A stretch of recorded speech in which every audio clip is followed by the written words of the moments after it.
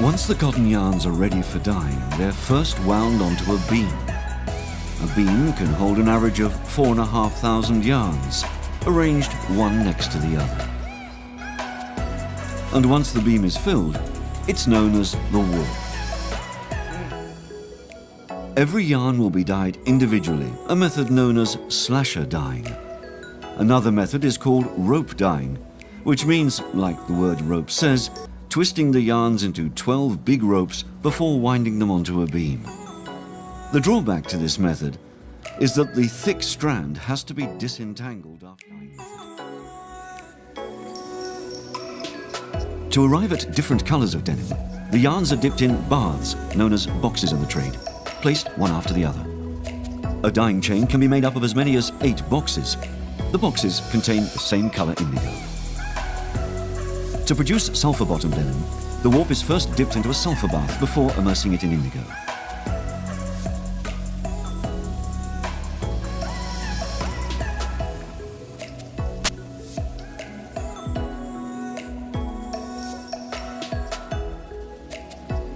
Oxidation causes the colours to change from green to blue.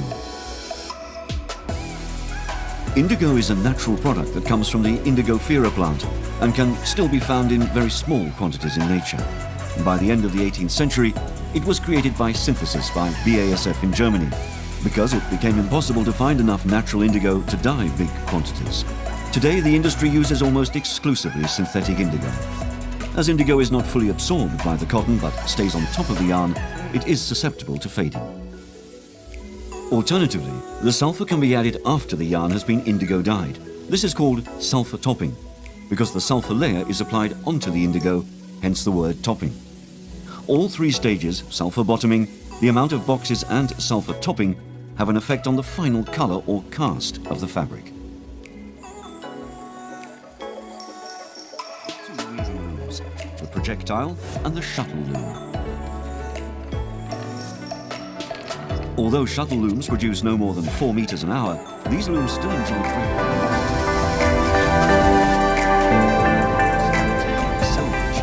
The real denim connoisseur is willing to pay. In denim, a distinction is made between the dyed blue threads called the warp, the vertical weaving threads, and the undyed white threads, the weft, the horizontal threads. The shuttle loom feeds the white thread through the blue thread at high speed and then back again, skipping 3 blue threads at a time. This is called 3x1. The result is called a closed edge or self-edge.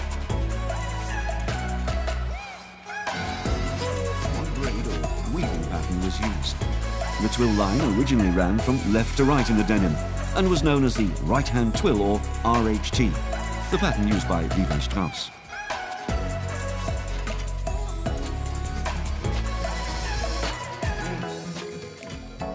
To set itself apart, Lee, who went into production later, decided to weave in the opposite direction, from right to left.